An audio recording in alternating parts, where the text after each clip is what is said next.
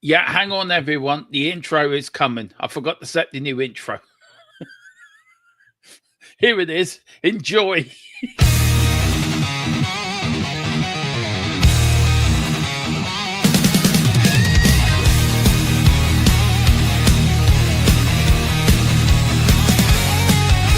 White and blue running through my veins. On the pitch where the glory remains. The cockerel stands brave on the crest. North London pride, this ain't no jest. From lane to the new shining ground. Echo chants where the legends are found. Heroes carved in the heart of time. We march on through grit and grime. Oh, Tottenham, Tottenham till I die. Raise the banner, let it fly. Through the rain, through the fire, this is my club, my only desire.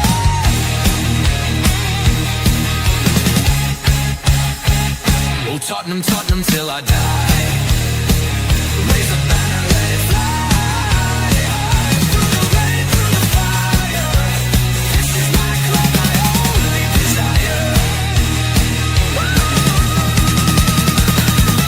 Echoes of King and Greaves in the air.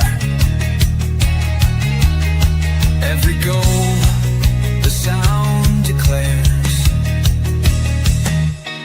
Heartbeats pound like a drummer's song, marching forward, fierce and strong. We're the ones who rise in the clash. Numbers running in a white shirt dash. History burns in the roaring crowd. Every game we scream is loud. Oh, Tottenham, Tottenham till I die. Raise the banner, let it fly.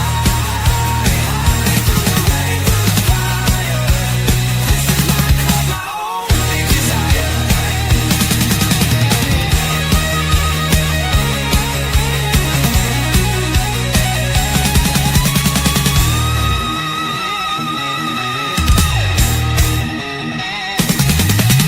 We're the ones who rise in the clash. Numbers running in a white shirt dash. History burns in the roaring crowd. Every game we scream it loud. I'm Tottenham, Tottenham till I die. Raise the banner, let it fly. Through the rain, through the fire. This is my club, my only desire. Right. That was a total cock up. Complete and not a mock up. Completely. Yeah, but the Mikey Van de Ven, the Mikey Van de Ven goal makes up for everything that It does. It that does. that ever happened. And by the way, that was on me too, because last night I did the live stream and I took out the intro without putting it back. So actually, that cock up was really just on me. No, you're right. That's the Americans, man. You can blame the Never. American. Never. No, always blame the Irish. We always done something wrong. No. I mean, we can Hang blame on. Canada. Yeah. No, tonight. Sorry. I'm trying to. Yeah. Right. Okay. Right. I'm all here. I'm now there. Big up to everyone. Happy Easter to everyone. Big up to everyone in chat. I hope you're having a great Sunday, eating plenty of chocolate. If you don't like chocolate, then eating something you do like. After this stream, I will be running back to my TV to watch the Grand Prix, which I cannot wait to start, which is starting now at the moment. I've got it recording, so I've watched it right up to the start. That's why I was late. And I've By the way, paused it. where is this Grand Prix being held? Saudi Arabia. Ooh. And it's one of the fastest tracks on F1. Like the walls, they're called Monaco tight. This is tighter than Monaco. maybe just maybe I'll find a stream for that and check out what all the hubbub is all about. I don't mind open wheel racing. Yeah, I tell you what I do love watching is NASCAR. I love watching NASCAR and I love watching IndyCar. Yeah. But I find NASCAR very more exciting than IndyCar, to be fair. I used to watch the Indy Racing League for years back in the early '90s. Man, I was a big Al Unser Jr. guy, so I used to watch the Indianapolis 500 religiously. Oh, I love that race. I couldn't tell you who's driving these days, man. No, I tell you one thing, one race I don't miss, and I stay up for the whole of it, is the 24-hour of Le Mans. I stay up for the full 24 hours for that. That's interesting. The only thing I know about F1 is that Michael Schumacher was probably the greatest F1 driver of all time. No, and then there was like this Finnish guy named Raikkonen or Hakkinen. Hakkinen. There you go. That's it. No. Actually, some people do say that Michael Schumacher was the greatest F1 driver of all time. I don't know. I don't know. Just saying. For me, Michael Schumacher may have won 7 world titles. He may be this, he may be that, but the greatest driver of all time is Ayrton Senna. That man. And how many grand titles did he win? He won 3, but he died in 1994 at the San Marino Grand Prix. But for me, he was the reason. He was the reason I got into Formula One, because he was mental. This was the mark of the man, right? He would stop in the middle of a track and help a driver who's crashed, right? And the cars are gone front to help him out, to get him out the car, but he would drive you off the road at 200 miles an hour. Okay. Well, you know what?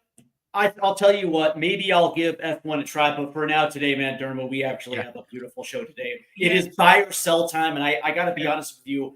When we pitched this idea back and forth together, I thought it was good exercise to take stock of the players Tottenham Hotspur have versus the players that probably need to go, and also forecast exactly where Tottenham need to We do, and it is a great idea. And I'm looking forward to it, Steve. Right, big up to Wayne Bonner. Work a few people in. Big up, Mr. Wayne Bonner. Howdy, everyone. Hope you're all well and enjoying your relaxing Sunday. Of course, we're racket.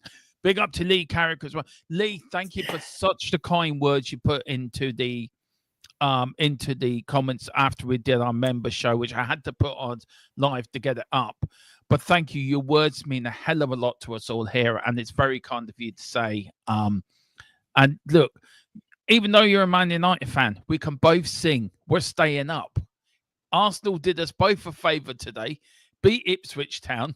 That means we can't get relegated. So I never thought I'd see the day that we'd actually have to thank Ipswich Town for doing us a favour. You know, we have to rely on Arsenal to do us a favour by beating Ipswich to keep us out of a true relegation scrap. It's a wonderful time to be alive as a Tottenham Hotspur fan. Jesus. It's a time to go and find the bar and get absolutely rat-arsed because of the pain of it.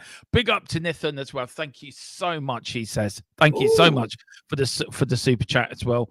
40 Indian yen. Is it yen their currency? Is it in India? I have no idea, but that symbol for currency is pretty sweet. I don't know. Yeah. No idea what it is. But he says, hey, we're winning the Europa League, guys. Yes, we are. We're on the road to Bilbao. Yes, we are. We're all getting ready. Happy Easter, American Spurs fan, Steve.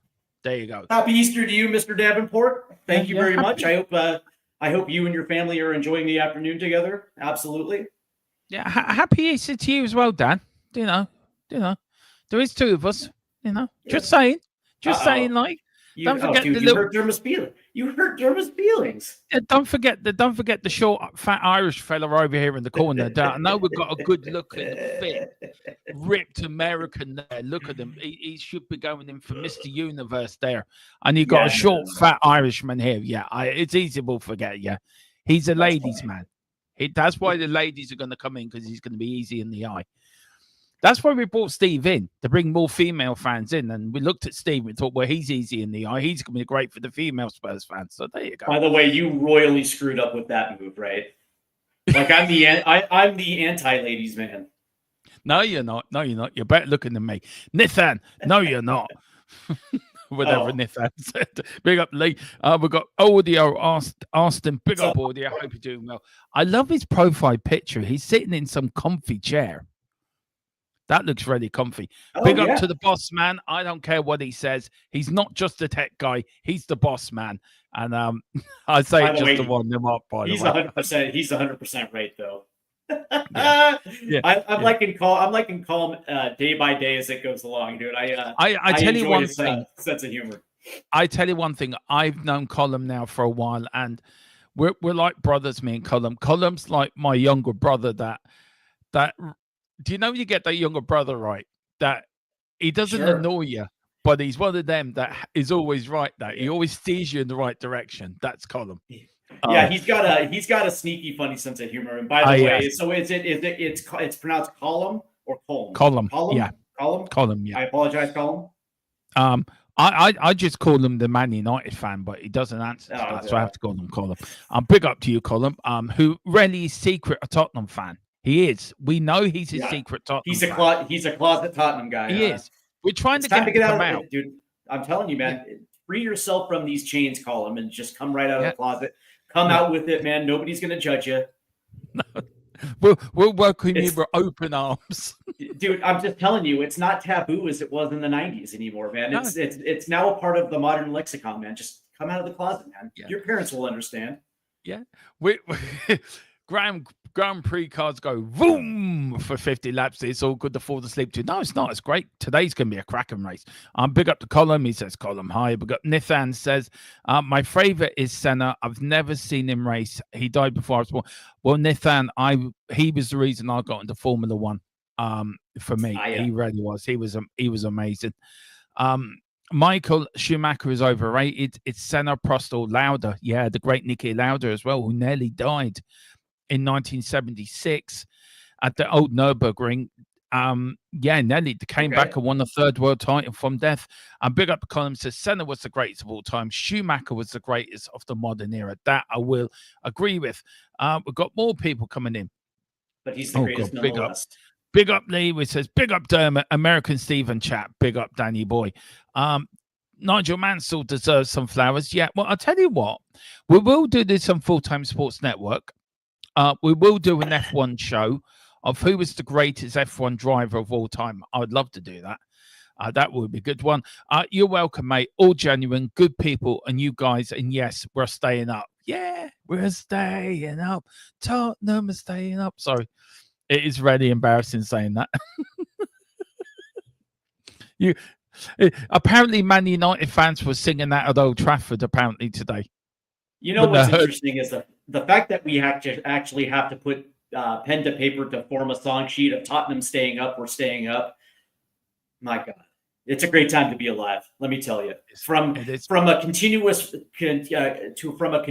fourth, top four team to potentially getting into a relegation scrap, all within a span of 5 years. Let me tell you, man, it's a great time to be alive. It is. Big up to Nithon as well with another super chat. Big up so much. I really appreciate it, man. My depression is getting down, but we're winning the Europa League. Well, look, so man, if you ever need to talk, me, Steve, Colin, Kevin, we're all here for you, man. We're all here. We know what it's like. I definitely know what it's like. With something with mental health, so I do know what it's like to be depressed and down and low and low. But look, don't ever feel alone. We are here for you always, man. Big up Lee. Lee says the Europa League final will be the battle of the biggest shit houses. Yeah, that's so true. That is so true. Big up to Iceman. Look at that, Mr. Iceman. Big up Dermo and Steve and all in the chat. Who would you thought a year ago we would be worried about playing for us? I know. But I tell you what, I'm going in for the confidence. We're going to whoop them. Yeah. We are going to whoop them. Yeah. I'm not worried about force whatsoever. Pick up the column with the €2 super chat. You're not winning the Europa League. Hey, column, that very much might be true, but neither are you. So yeah, let us dream. Let us dream. Just let us dream, Colin. Let us dream. Chin up, Nithan says, Wayne, never let depression get the better of you. I fought it for a good 4 decades. Yeah, we're all here for you, man. We're all here. Voodoo will be a super tough game. Look, on that, Steve, my views on that is if we can beat them at home by 4 clear goals, I think the second leg then is we've got to win our home leg, haven't we? We really have to. Oh, well, without a doubt. And it's Bodo, although I do like Voodoo.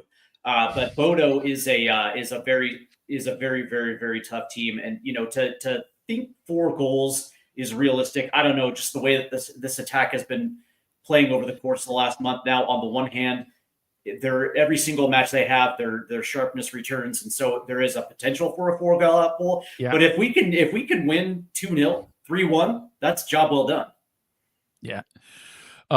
Lee says Colin will not come out as a Spurs fan. I will not allow it. Well, money talks. Money talks. If we send you a few quid, Lee, will you allow it? Do you know? Money talks? That's funny. If you're a Spurs fans, I will disown you. Yeah. Big up to Iceman more than Jackie Stewart. Oh, yeah, he was great. Yo, yes, man. Victor Lindelof. Oh, God. And Wayne said, if Colin can sing about Spurs, then yes, he's a Spurs fan. Exactly. That's it. Wayne. My point. My point. Yeah. And then Lee says, Nathan, you will be all right. Things get better. You do things. Surround yourself with good people. And good times will come, just not the Europa League. We're going to win the Europa League. And then Lee says, maybe, but I'm not cheap. Well, look, everyone has their price. We'll send our head talker over in Steve. We'll put Steve in touch with you. Man. I'm sure Steve will come up with a good price. A packet of waivers, a marshmallow, and we're throwing some M&Ms as well, I think. Just Sure. Big up to Nathan with another super chat. Juicy, you're being very kind to us today. He says, this channel and that man hosting is a legend. Why, thank you.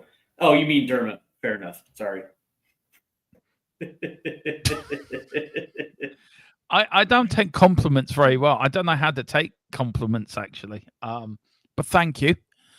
It's not just me. It's a team effort on here. There's me, there's Steve, there's Colin, there's Kev, there's Tequila. We all work together. But yeah, I don't know what to say. Do you want to take the super chat, Kev, Steve? Because I don't know what to say to that. Thank you, Nissan. I'm a little bit Nathan. Embarrassed, actually.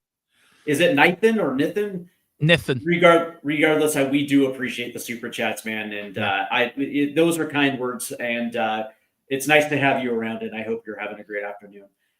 Stick around because we're actually going to have a really good show. But Nathan, I just will say this, man, you're awesome. Keep doing you, my friend. Yeah, it is. I don't know what to say to these things. I don't know. I don't see it. Everyone keeps telling me you're good at what you do, and I don't see it. It's just me thing. But I'm only as good as the people I have around me, and that's why I have a great team. That's the way I look about it. All right. It says 6 billion is the price. Okay. Steve, could you go and speak to your Saudi prince, mate? You know, Saudi prince. Yeah, hold on real quick. Let me just go ahead and look him up on my WhatsApp real quick. All right. So we have Prince Al Jazeera. That's it. Yeah, just saying. Could we borrow 6 billion off him? Yeah, exactly. Yeah.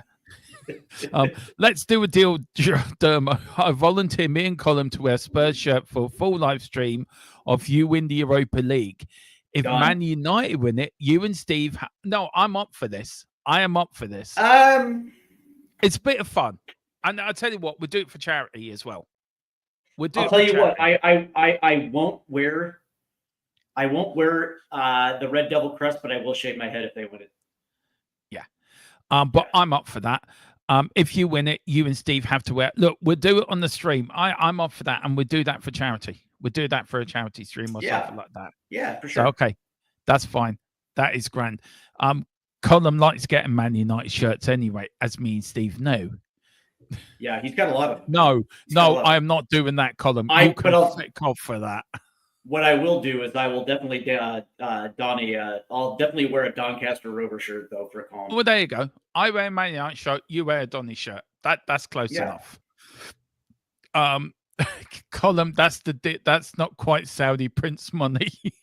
No, that's that's like American hedge fund money. Saudi prince money is like 600 billion.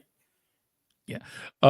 We've got Colin saying no. They have to wear Arsenal shirts. No way. Me and Steve will draw the line at that. We'll just walk away. We'll walk away. I'd rather wear a Man Shitty shirt than an Arsenal shirt. God, that's saying something. That is saying something. Big up Nathan. He says, I've been with this channel since the beginning. Jesus, you've been with us since TTG days. Wow. And sadly, my life's not going great, but this channel is one of the reasons I held on. The guys on here have great souls and can't wait to celebrate.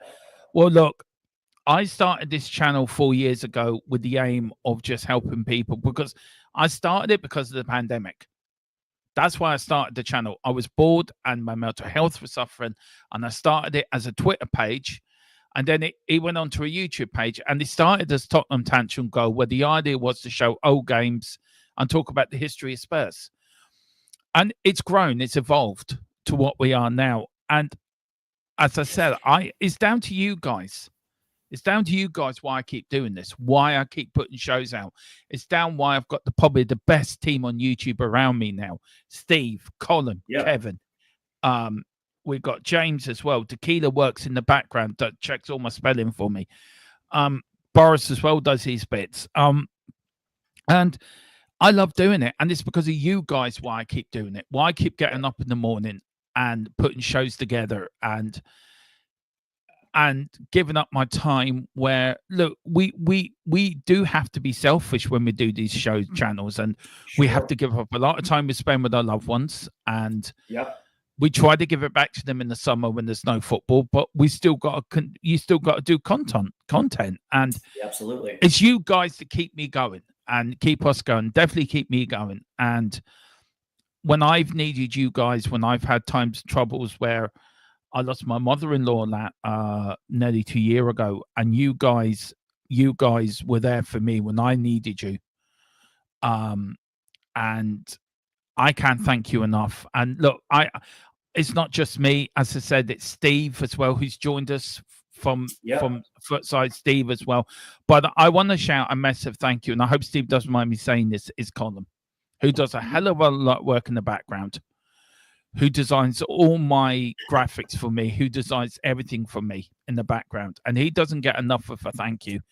And as I said, it's you guys that keep us going. It's you keep this channel rolling on. It's down to you. And that's why we do. Steve, do you want to say anything before we get into this show? Yes, and Nathan, here's the thing, man. I'm sorry to see that your life isn't going so great right now. But let me tell you something real quick. That there are going to be certain points in your life where you're going to have a downward trajectory, and sometimes you're too emotionally connected to that as well too. And I had a situation when I got divorced where the rug got pulled out from underneath you. You're living a certain life, and you're expecting things to stay consistent day in and day out. And then when that doesn't happen anymore, you have nowhere to turn because you have never been in that situation before. I can personally tell you that I went and saw a psychiatrist. I saw counselors because I had to talk to somebody that was not emotionally involved with what I was going through. And it allowed me to take a step away from it so I can find solutions to my problems. And I solely encourage you to do that, because I'll tell you what, mental health is nothing to be trifled with. And, and I understand what it's like to be, a man. We all have egos, and we all have that foolish male pride that we're like, we'll just deal with it.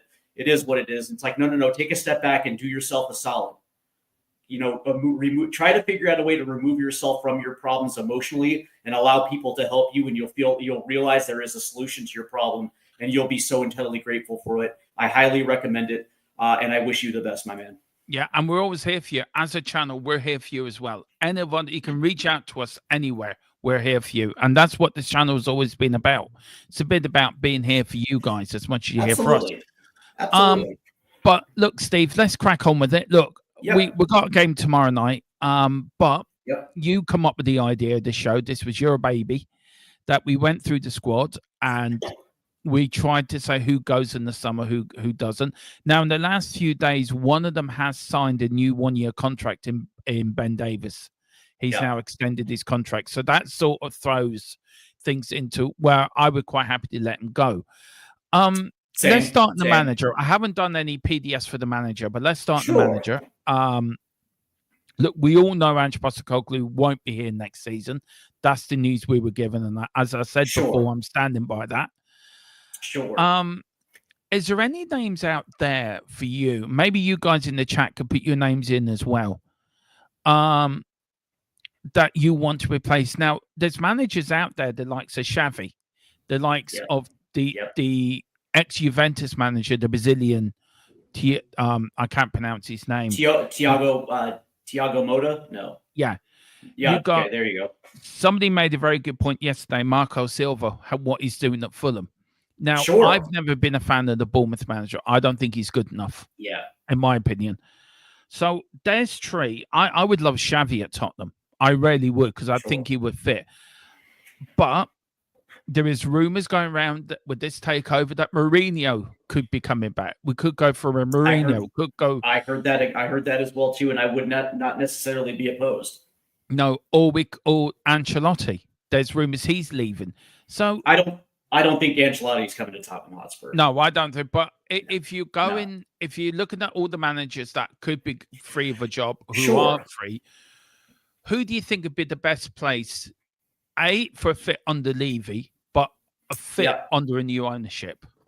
So in the context of this show today, it's either buy or sell. Yeah. Right. And so under that contents of buying Ange Postecoglou for a year or sell and try to get somebody better, there's a lot of things that kind of the nuts and bolts of this. And Dermot, if you and I believe that there's going to be a takeover before the summer transfer window opens, that changes the entire narrative, because at that point, Daniel Levy is no longer the chairman. He's an advisor, which means we have a new set of people that are going to be making the decisions. And you would probably assume they're going to want their own CEOs, CFOs, directors of football, that type of thing as well too. And I would probably assume that involves potentially Fabio Paratici coming back into the club, running the day-to-day football operations, which means he's most likely going to want to hire his own coach. Yeah. Now, can I envision a scenario where Ange Postecoglou is given his third year, especially if they win Europa League? I absolutely can. I know the news that we got about Ange Postecoglou. He's gone one way or another, but I still would like to think that winning a European trophy, and especially for Tottenham Hotspur that hasn't won one since 1984, that is going to carry some weight, considering the lack of trophies that have been in the cabinet since 2008, which would be zero. So from that standpoint, like, do I buy the idea of Ange Postecoglou for a third season if he wins Europa? 100%. But in the context of what the question that you're asking me, I don't think of Marco Silva, Andoni Iraola, Oliver Glasner, Terzic, Thiago Motta, like the fits. I don't necessarily think they fit the players that are currently at the club. Yeah. And I do think that if we wait a season, the 2025-2026 season to its completion, and then after the 2026 World Cup, there's going to be better choices that actually fit personality-wise with Tottenham Hotspur and just exactly what Tottenham Hotspur stands for. Guys like Nagelsmann, who currently is leading Germany right now. There's also Mauricio Pochettino, who's going to be available. And we all know that both Daniel Levy and Pochettino have been talking for the last 3 months now. And so you would probably think that those two are interested in a reunion. We have Jose Mourinho, who I never thought should have left the club to begin with. I still to this day will die on the hill, and I will say that Jose Mourinho was a perfect fit for that club at that time. And the only thing that stood in his way was a lack of a solid transfer strategy to allow him to get certain players in that is going to make his job easier. So this time around, we'll, under a new ownership group that is going to want to spend money, under a new director of football who knows how to spend money. Yeah. Would I think a guy like Pochettino or Jose Mourinho or Nagelsmann would have success at Tottenham Hotspur? 100%. One of the things that I don't want to see is them going to Marco Silva or Andoni Iraola and it not working, and we have to fire somebody after their first year. Because I don't think that helps. I don't think that helps matters. The next coach that they have to appoint has to be here anywhere from 3 to 5 years. This revolving door at manager has to stop. Yeah. So the next one, it has to be right. Yeah. Drew says here, I think until we're out the cup, we shouldn't be discussing this job. Look, exactly. I get that. I do get. I see. I don't agree. See, I don't agree with that. I think we have every right to discuss his job, even if he's in and out of the job. Knowing the news, he's not going to be here next season. So I think we have a right to look ahead. Even if he wins the Europa League, the new owners are going to want their own man in. They're not going to want Pochettino or Postecoglou around. So, well, I do understand where you're coming from. I do get it. I just don't agree with it. But look at his first sentence. Like until we're out of the cup, we shouldn't be discussing his job because right now he's got a task at hand. And from that standpoint, I completely understand it. And that's where I agree. But I also agree with you as well too that there's nothing wrong. Actually, there's nothing wrong with discussing the head coaching job, in a whole. So I agree with both of you. As crazy as that sounds. Yeah, I'm not. Please don't think I'm disrespecting you, Drew, or not. I can. I've got some news. I've got some news on Ange and on what Drew was saying. So what I'm going to do, hopefully this works. Hopefully this fits into a banner. If it's not, then it's 2 banners. Let's see. Oh, no, it won't. So it has to be 2 banners. Okay. So if they hang on. So with each other, I've just got to get this right. So that is 1. And then hang on. Eve. I've got to work out with each other. Each other. Oh, yeah, here we go. Okay, fine. Now, this is breaking news from our source. Now, me and Steve were talking about this last night.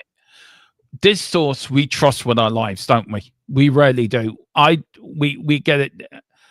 This is going to be 3 banners, by the way. This is a long-winded thing. Right. So, okay. Okay, this last bit now. Sorry about this, Steve, but when you get breaking news, you gotta bring it. Right, we're gonna play the breaking news banner as well, because it is worthy of it. We need to do a new one, but 2 minutes.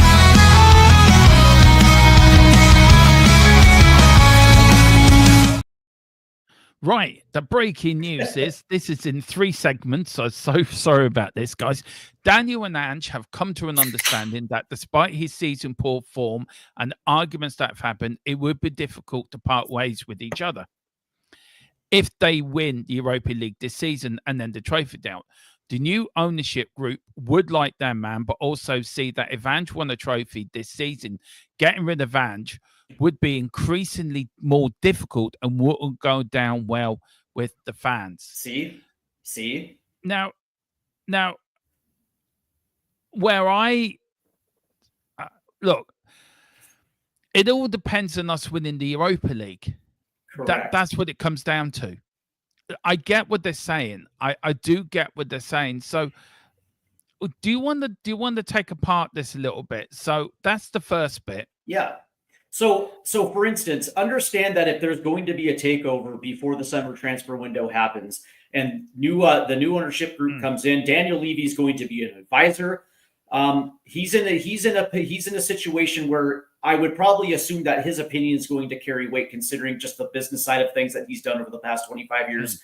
That's going to carry weight. And so his opinion is going to carry weight as well, too. And if they are to win Europa League, again, it's going to be hard to say, okay, let's get rid of this dude when he actually delivers, the second biggest trophy in Europe.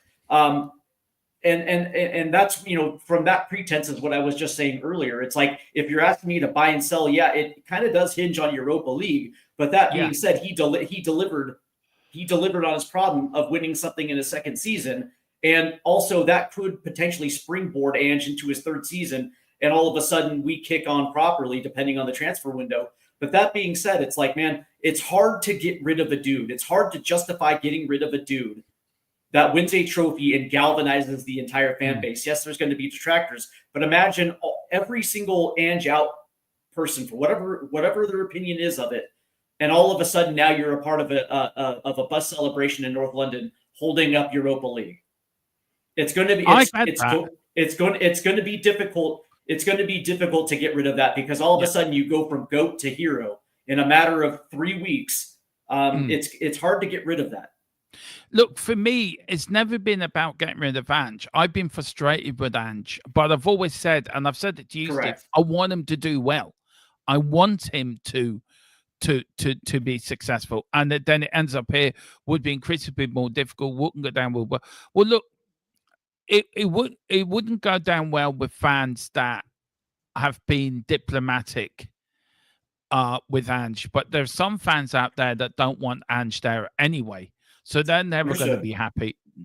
Do you know? I understand this is probably going to be a crazy statement that I'm about to say, but professional football clubs or professional sporting teams in itself cannot be dictated on the emotional well-being of your fan base. Your fan base is exactly that, and I'll tell you what, they're going to stay a part of that fan base. Some might not renew season tickets, but a large portion of them will, especially if you win a Europa League trophy. And to be honest with you, it's like you have to make your football decisions based on the well-being of your football clubs, and fans do not come into that equation. Yes, you should listen to your fans, but your decisions should not be based on what your fans want.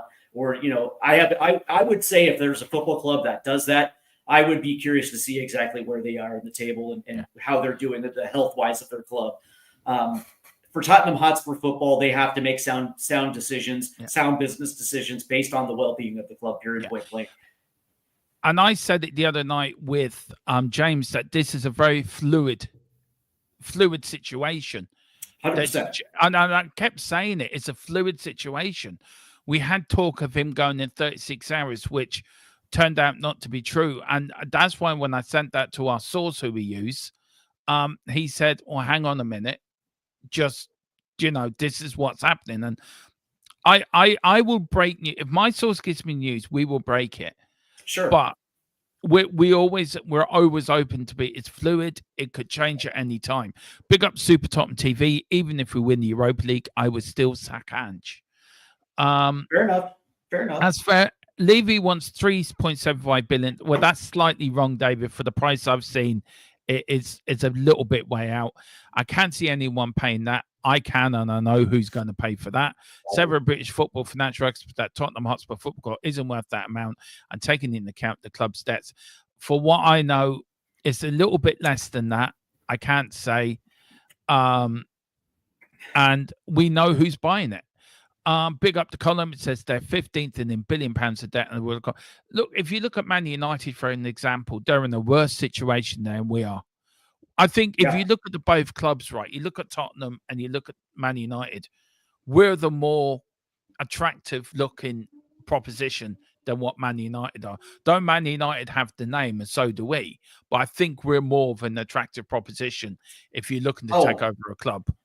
But also, I do want to point out that Everton's situation was one of the most dire situations I think I've ever seen at the Premier League level. They had absolutely crippling debt. And not only were they able to find a buyer that would pay off that debt, but now, of course, because of the attractiveness of the Premier League, the television revenue that goes with the Premier League, and then moving into a new stadium, made that an attractive proposition. We already have the stadium. We have the best stadium in England and potentially, in all of Europe. And we have a club that actually has a pretty good foundation in which to build off, making it a very, very, very attractive proposition, regardless of debt. Yeah, and we're not that much in debt, really, because the debt's more manageable than what the Man United debt is in another way too. Right, so let's get into the show. I think before we do get into it fully, just a little quick shout out that we have changed our name slightly. A lot of you have noticed, I should notice at the top of the show, that we used to be Tottenham Till I Die. We're now Tottenham Till We Die. We changed it because we found there was a lot of other channels used Until I Die at the bottom of it, and we were getting lost, weren't we, Steve, within their algorithm? Yeah, for sure. There is a little bit of, there's a potential for cannibalizing subscribers and things like that. So, in order to change that a little bit and separate ourselves from the other Till I Die networks, and of course those are great networks, but we decided to differentiate ourselves so we can be a better network. And it's not a rebrand, it's just changing of one letter. That's it. One letter. It's a rebirth. Yeah, and also I love your logo, by the way. I absolutely love your logo. I think it's great. And thank you for the kind words about mine. Thank you to the same person, but your one looks cool. It really does. It looks really smart.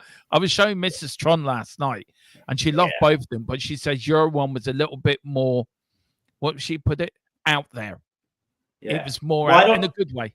A good. I don't necessarily know how to take that as a compliment, but what I will say is I want to give all credit to Colin.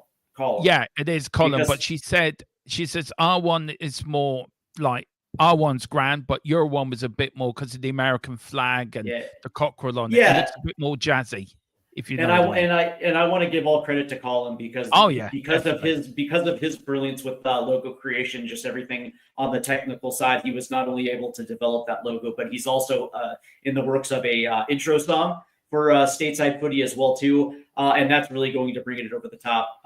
And this upcoming season, especially when we get green screen involved, man, this thing is going to pop. It's going to pop. And listen, I don't want to talk myself up, but that being said, look at what Derma's doing with his graphics, and wait till you see the graphics that are going to happen on this side as well too. You are going to understand that not only is stateside footy a diehard U.S. men's national team and CONCACAF channel, but it's also a very diehard Spurs channel as well too. And so it's going to be fantastic. I cannot wait. No, and one thing I love about green screens and that is you can really go full out on your studios, and I'm looking forward to covering. There's going to be a lot of MLS in this channel every Saturday evening with Steve. I'm looking forward to that because I've been watching a few with Steve and they're really interesting. Seattle, a good 3-0 victory yesterday. Come on, you Go boys. Sounders. Go Come on, Sounders. you boys in green. Right, here are the goalkeepers. Steve, and these of you guys are getting chat as well, so let us know. We have we've got Vicario, we've got Kingsky, we've got Whiteman, we've got Foster, and we've got one goalkeeper whose name's completely gone out of my head. Now we know Whiteman and Foster are coming to the end of their contracts at the end of the season. If you could, I mean, would the third one, the not Kinsky or Foster, do you think 3 of them go? Would you get 2 new goalkeepers in the summer? Well, here's the thing, right? I think we can definitely buy Vicario and Kinsky. You have a number one that's going to be in place for at least another 3 more years, and you have a very good understudy in Kinsky who does have Champions League experience in his previous stop. And it looks like his ceiling is still developing, and I think he's in a very good position to be that deputy to Vicario. Where I sell is going to be on the back 3. Whiteman and Forrester are probably going to be gone, and the idea of Brandon Austin, who I don't know how you guys feel about, but that being said, with some of the game time that he's got in there, and of course that the Newcastle performance comes to mind. This year as well too. There's probably going to be a market, and with some of these players, if you can sell high on his value, you might as well take that money to also increase your transfer budget as well too. And the reason why I think those 3 are going to go is because there's a young guy on loan right now in the name of Josh Keeley who could come in to be that potential number 3. You can give him you can still give him game time. With our second team and things like that, so he's not going to just be sitting. But that being said, this is an opportunity. In the case of Forrester, his market value right now is about 1.2, and he's also making $75K a week on the wage sheet, which that is a nice big chunk of change for a guy who is probably not going to see any game time the rest of this year. He's still a veteran. He's going to be attractive, which is going to make him. And the same thing with Whiteman. I don't know how you feel about Whiteman, but I just don't think there is a future at Tottenham Hotspur. So definitely those 2. The one I guess I'm going to ask you about is Brandon Austin, and whether you think, because he's under contract, I believe, for a couple more years, whether or not you think that is an asset worth selling at this point and selling high, or the idea of keeping him in there and maybe putting Josh Keeley back on loan. Me personally, I think it makes sense to have Keeley as the number 3. Do you know what? I would probably sell Austin and put Josh Keeley in there, because I've seen a lot of Josh Keeley and he is a very good goalkeeper. I think Whiteman, I think they both need to go. I think they will go at the end of the season. They're out of contract.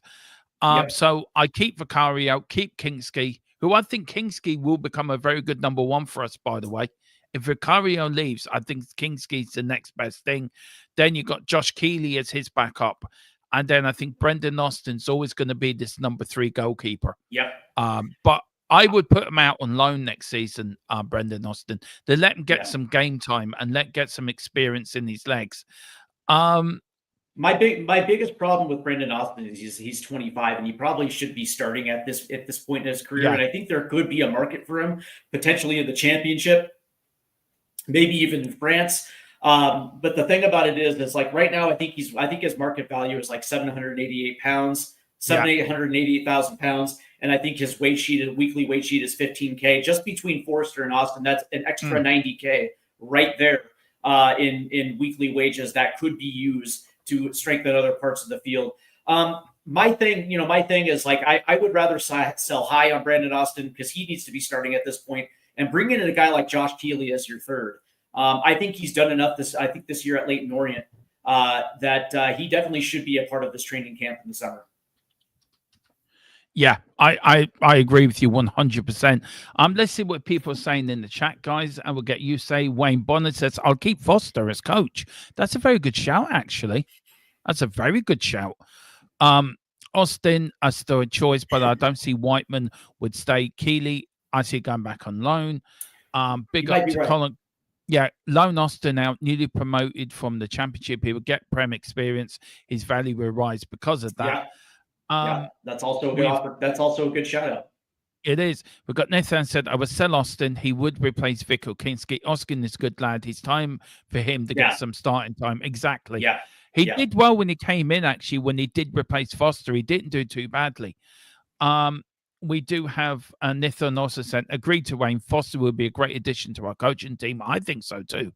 And it all depends on what he wants to do. Does he want to get another year as a player, whether that be in the championship or whether that be abroad? It all depends on where he feels his career is at this point. But that's definitely not a bad idea if he wants to get into coaching. Yeah, for sure. Yeah, it is. And if he's 25, he's got 4 to 5 years before he hits his peak. Now, Colin is a former professional goalkeeper. Fair enough.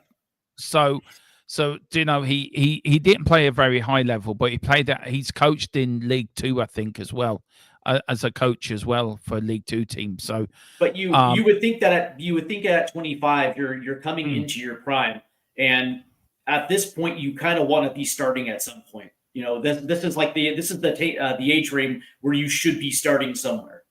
Yeah, exactly. Big up Boris. Shane Whiteman never worked out with Spurs. How HOTSPUR? Yeah, it's true. Big up to Hammers Football TV, the only West Ham fan I truly respect and like. And it's Tony. It is Tony. Big up. Hope you're well. He says, this is my new channel name, was Early Doors Football TV. Big up, Tone. Hope you're doing well. As I said, he's the only West Ham fan. I've been on his show a few times, Steve. It's great crack. It is great crack. And they have an Arsenal fan on there, a West Ham fan, and you go on there and they treat you with respect. They do. They treat you with respect. But Tony, we've got to get you onto our build-up before we play you lot. We do know it's your cup final. Hopefully Hammers fans over there are happy with the performance of Graham Potter. Yeah, he's done a great job since he took over, to be fair. Graham Potter's not a bad manager, I don't think so either. I think he had a hard look. Maybe that's something for big up when we talk January about the Premier League. But I think Graham Potter, for me, has done a great job at West Ham this season. He saved their season in a way as well. Big up, Wayne. I went to Newcastle. Of course you did. You went to that game at home in January. I was very impressed with Austin and how he stepped up. He had a great game that day. Big up to Lee. Gotta go, guys. Enjoy. God bless you all. Well, God bless you, Lee, and thank you for your support, man. It means a hell of a lot. It really does to us. Have a great Easter, Lee. Yeah. Hammer Tony says yes, I agree in that. Great. We'll get in touch over X, man. Great to see you, man. And I have to get back on your channel. Let me know when you're live next, and I will join you for that. Big up Column says goalkeeper prime is 29 to 32 on average. If you get a 3 million, I would let him go. If it's less than $1 million, I might as well loan him out and let his value rise. That's a very good point. Look, I want to talk a bit about Kinski and Vicario, right? Mm-hmm. We all know how much we all love Vicario, the Italian maestro. But Kinski came in, and that first game is against Liverpool. He done extremely well. Yep. How far do you think Kinski can rise in his potential? Do you think he become one? Do you think he can match Vicario levels? I think the baseline skill set is there. I think his ceiling is massive. The interesting thing about it is you can see his football IQ as a goalkeeper already. It's just sharpening the end of the blade and refining some of these skills. I like Kinski, and granted, it was the North London Derby away, and it was the second leg of the League Cup semifinal where he made a lot of bad mistakes. Some of his positioning was questionable. Some of his decisions on saves were less to be desired, but you can also see that he's still a raw prospect for the Premier League. You can see it, but you can also see a baseline skill sets that lets me believe that he is going to develop into a potential number one. And that's why I like the idea of Kinski being Vicario's deputy, because next year you're going to see him get some run out, potentially in early cup matches, depending on whether or not we're in the Champions League. We could see early Champions League as well too. Kinski. And it's not like he is actually a better choice as a deputy than a guy, and this is no disrespect to a guy like Fraser Forrester, who really can only play a certain style of football in a certain system, and it doesn't necessarily reflect that of Ange Postecoglou. So Kinski's flexible, man, and I like him. Yeah, and also with Kinski, he can learn off Vicario. He can learn off him, and he'd be a great tutor for him as well. On Vicario himself, how much has he improved this season? Because I think he's having a far better season than he did last season. And we rarely missed him when he was injured. We missed his presence. And I went to the Brighton game last year, and he never shuts up. He never shuts up, and that's a good thing. That's what I like about my keeper. You look at Lloris, he was always quiet. So do you think he's a future captain as well? Because I think he is. Vicario could be a future captain, Spurs captain. I agree. I like Vic, and I think he's a part of a world class group of keepers, around Europe that are not only trustworthy, but their performance tends to remind you of just how good they are. And you're absolutely right. When we were without Vic, it was a massive drop off to Fraser Forrester. It definitely improved when Kinski came through the door. But that being said, it's the leadership that separates right now Kinski and Vicario, and we're starting to see it. We saw it. We saw it against Frankfurt.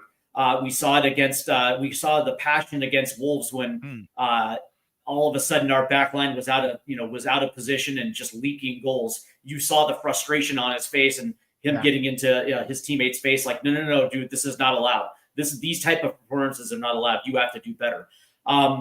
Absolutely, he's captain material. And I know a lot of people don't like having their goalkeeper as captain, but that being said, if he has those traits and he is not afraid to get into his teammates' face and letting them understand that that's not acceptable, he should be wearing the captain's armband. Yeah. So what we're doing? So keep Vic, keep Kinski. Yep. I'm going for keep Vic, keep Kinski, loan Austin, and then Whiteman and Foster. Go. Where are you going with this lot? Yeah, it's obviously obviously keep Vicario, keep Kinski, sell Brandon Austin if you get the right price, sell high on him, and then obviously let the contract expire on Whiteman and Forrester, and then depending on Josh Keeley's summer training camp, that's your number 3. Yeah. I think so. Josh Keeley, I'm really excited about, by the way. Now, here we go to the defenders. We know Ben Davies has actually signed an extension on his contract, so he's staying to 2026. We also know Danson is an obligation to buy, so he will become to Tottenham, so he will be joining. But we've got Van der Ven, we've got Destiny, we've got Jeff Spence, we've got Romero, we've got Rudu, and we've got Mickey van der Ven. Let's start with Rudu. There is rumors going around that he will be sold in the summer. They feel that he's not the right fit for Tottenham. And also Romero, with all the links to Atletico Madrid and Real Madrid. Yep. With both players, especially with Romero coming to nearly 2 years left on his deal, is winning the Europa League important to keep Romero at the club? I think it would be a good start. Definitely, right? He's the type of player that wants to play in high profile matches, and of course, that is the Champions League. But he also, I think he's also at that point in a career where he knows that the money is going to be there regardless of where he goes. And so now it's potentially about legacy, and legacy involves winning trophies, whether that's the Premier League, FA Cup, Champions League, Europa League, whatever the case may be. That's something that kind of appeals to him. And of course, he's also a World Cup winner with Argentina as well, too, right? So that dude is the total package. And here's the thing. When you have a center back pairing of Mikey Van de Ven and Christian Romero, you want to keep that together as long as you possibly can. Yeah. And it's this it's this offseason. And if they do pivot to a dude like Paratici, one of the first things you have to do is sit Christian Romero down and say, hey, listen, you're still under contract. And I'm not trying to be a dick about it, but that being said, we're not in a position where we can let you leave right now. Right. So if this is an issue of money, we'll pay you. But look at the pieces that are around you.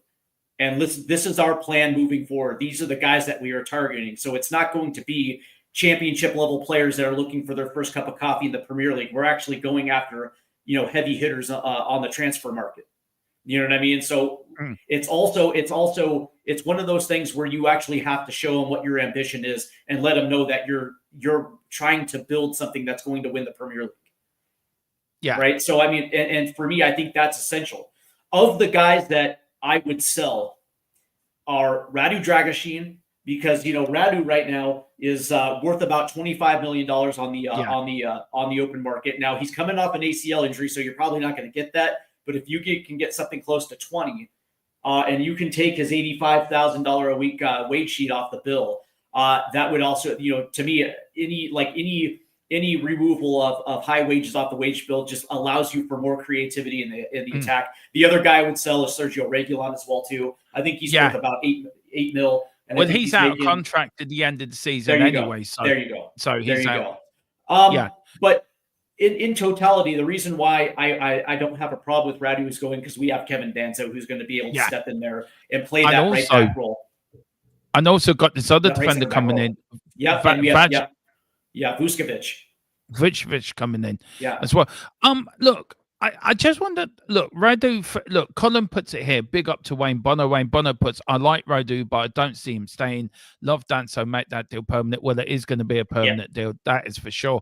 Colin says Romero leaves if you don't get Europe next year. I think that's a major impact. I think we both agree in that. For sure. Drago, unfortunately, can't cope with the Premier League football. I would keep the rest and add to replace the outgoings. So if you're looking at, say you lose Romero and Radu, right? Who do you bring in to cover? Who do you see out there that could partner? That's a good question. Van de Ven. Do you think a Danso Van de Ven partnership is more complementary to each other than, say, Romero Van de Ven? My biggest problem is whether or not Danso can handle the rigors of the Premier League. Also, the responsibilities of two domestic cups as well. Too.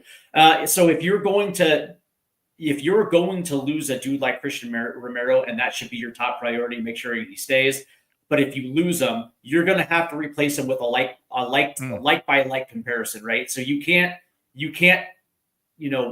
like. I guess a good replacement, if you want to go young and give Danso some competition, you can go Hushin from Bournemouth, their right center back from Bournemouth. His name is Hushin. Oh yeah, he's a good player.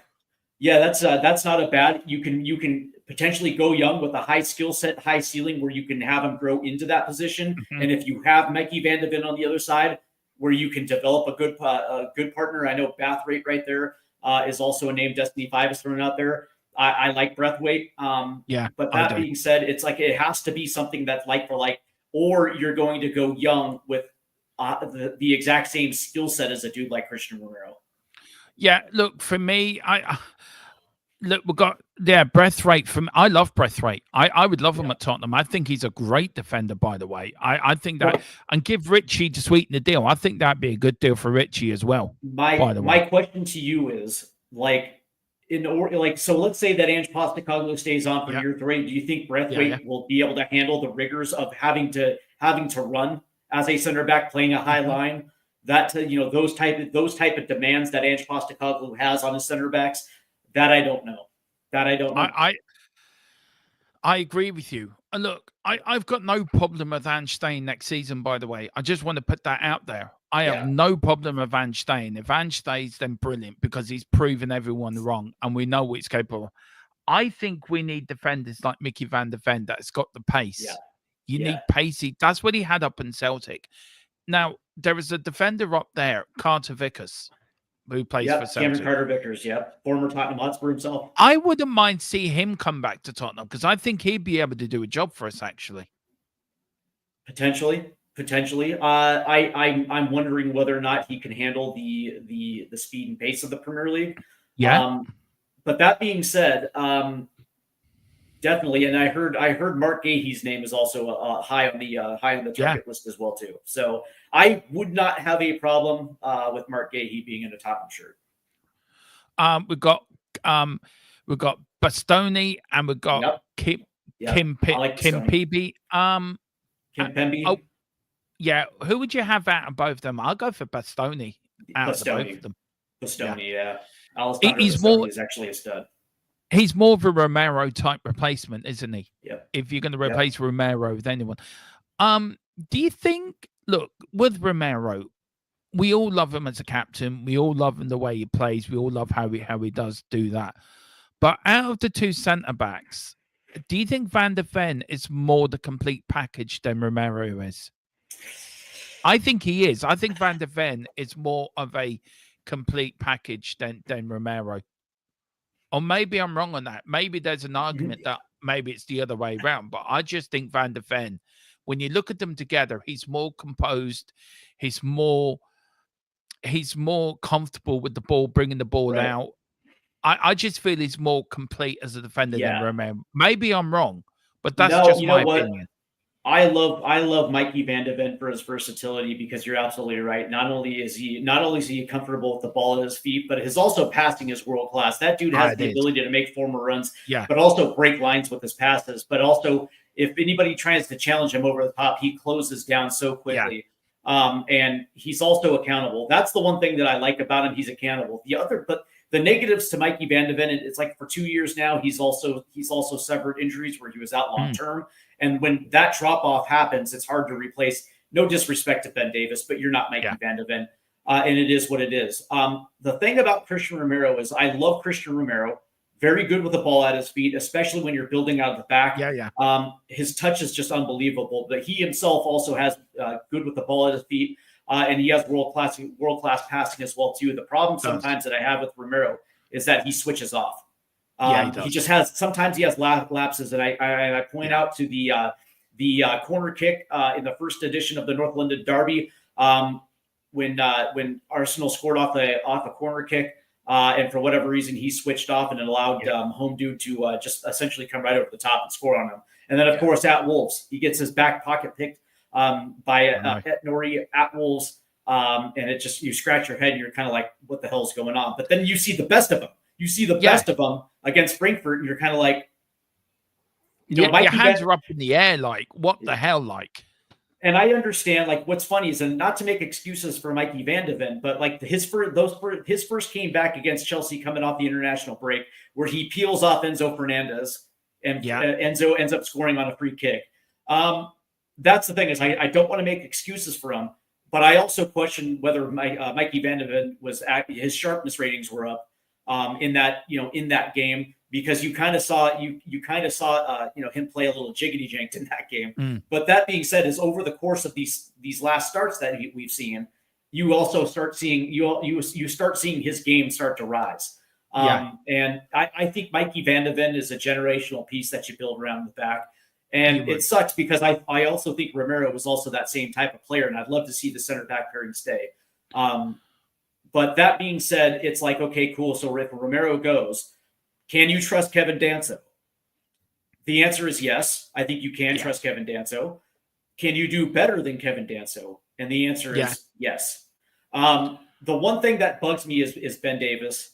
I wanted Austin Trusty. You talked about Cameron Carter-Vickers of Celtic. I wanted his left center back pairing, Austin Trusty, because Austin is also 25 years old. He's still He's a kind of great raw, player, but he's very good with the ball at his feet, and it almost feels like that would be a very good deputy for Mikey Van de Ven, somebody he could learn off of, but also in a role that he can grow.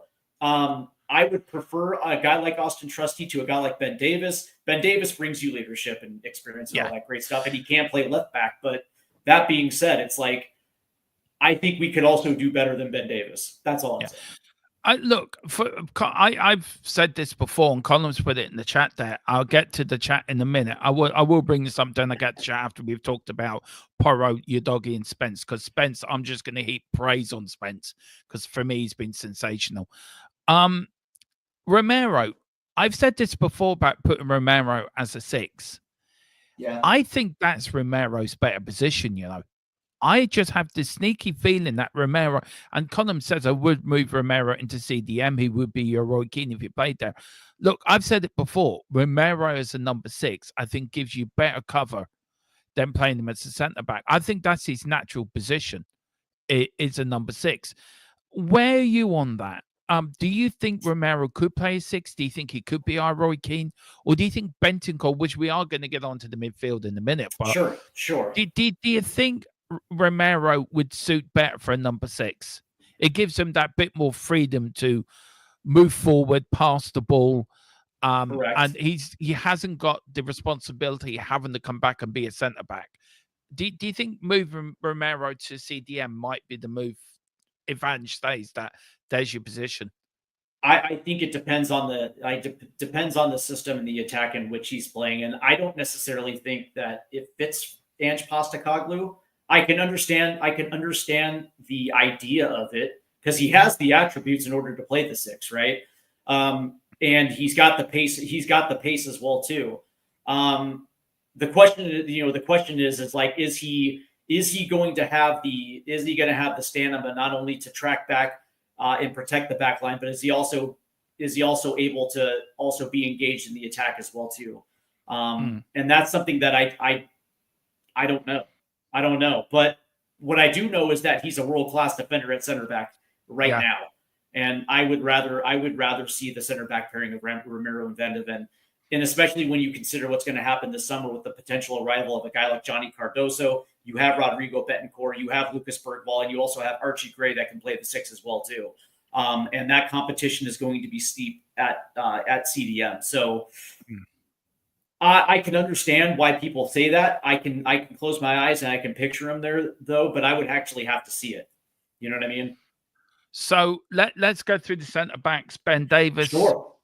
I know he's signed a new contract, but would you have signed him? No. Okay. As much as I like him being the steward of Tottenham Hotspur, you know, we talk about Sonny and the things that he's sacrificed for the club. Ben Davis can easily fit in that one too, especially and also with a guy like Ryan Mason back in the day. But the thing about it is I think he's 32? Yeah. 33, something around there. And I just think that we can do better. The reason why I think they brought him back is he can facilitate 2 positions. He can play left back and left center back, and he's got that experience. He's generally durable. Yeah. But that being said, I think that Spurs could do better. Yeah, they could do. So what you doing with Rudu? So we know Romero. We all want Romero to stay. So I think that's the quite obvious one. We know Mickey Van de Ven's going nowhere. Gets to Rudu and Danson. I would sell Rudu and buy Danson. Same. I would keep Kevin Danso around. Because if certain things fall flat in the summer transfer market, he can step in and start at right center back. Where I don't think Dragusin is cut out for the Premier League, especially when you look at how he developed as a youngster. He came up in a back 3, and then all of a sudden he's coming into Tottenham Hotspur to play in a different system with different different expectations. And I don't necessarily. At times he's looked good, and at times he's looked absolutely horrible. I still go back to the red card he got against Karabag when he got skinned, and then out of retaliation he makes a horrible tackle and gets a red card. Yeah, Not a I fan. get it. I get it, man. I get it. Look, now we're going to the fullbacks. We've got Porro, your doggy, and Spence. Look, I don't. I think we need another fullback. To be fair, I think in the summer transfer window. I want to start with Spence first. For me, what a redemption story. Jed Spence this season, proving everyone wrong. You got your doggy who came off an injury, didn't have a preseason, so I think he's been playing catch up all season. He hasn't had the best of seasons, but is that due to his injury? Yeah. Or not having the preseason? That must something to do it. 100%. And then you got 100%. Porro, who hasn't had a bad season, but his crossing ability is second to none. So look, my thing is this: how I see it. Start with your doggy and Spence as your fullbacks, and you move Porro into right midfield, and then you buy another fullback. Yeah. What is that pie in the sky for me, or do you think that could be a good move to improve? Because if you look at Brendan Johnson, I know we're going to get onto that, but I think Porro offers you more on that right side with his crossing, where your doggy and Spence are more better full win backs than Porro is. That's my thought. And as Wayne said, we definitely need another left back. Yeah. So where are you on that? I don't think it's pie in the sky, but I don't necessarily think it's the best use of your resources. One of the things that I will say about Jed Spence is, number one, I think that you're right about the redemption story, and I think that he's earned an opportunity to compete for a starting position this upcoming summer. And I think he has to be in the conversation at each position, whether it be left back or right back, natural right back, but also I don't know how you feel, but he's also done enough at the left back position where he looks a little bit better going forward than Destiny Udogie when it comes to partnerships with a guy like Heung-min Son. So it makes me question if he's ready to handle the rigors of the Premier League, and can he consistently do it at a high level week in and week out? I think the answer is yes. So I think from that standpoint, he's going to add competition. But as far as Pedro Porro, I would like to think that during the injury crisis, I would like to think that Ange Postecoglou had thought about moving Pedro Porro up the pitch into a right mid role or a right wing role where he can just focus on being an attacker and also using his pace to track back. And I think it was because of a lack of numbers that he wasn't able to do it. Because the first thing that it reminds me of Gareth Bale when he came up as a left back and then they moved him up the pitch into a left wing role. You know what I mean? I don't necessarily think Pedro Porro is Gareth Bale, but it certainly isn't worth looking at in the preseason. When you're going up against like Celtic, or maybe you're going up against a League One or a Championship side, on a day off where Brendan Johnson isn't playing, you start him for the first half and just see how it goes, right? Especially if you bring especially if you bring cover in at left back or right back, where Jed Spence can start that day at right back, or Archie Gray's at right back, or whoever the case may be. I would definitely look at it and see if it looks good, or if it fits, or if he has a natural inclination to it. But that being said, it's like, when Pedro Porro is turned on, he's actually not a terrible right back. He's actually pretty good. He is. And that's the thing. It's like, is that asset more valuable to Spurs as a right back or a right wing? That's really the question.